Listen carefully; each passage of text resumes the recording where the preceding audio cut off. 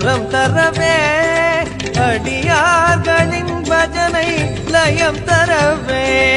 அடியார்களின் பஜனை லயம் தரவே ஜோதிஷா வருகவே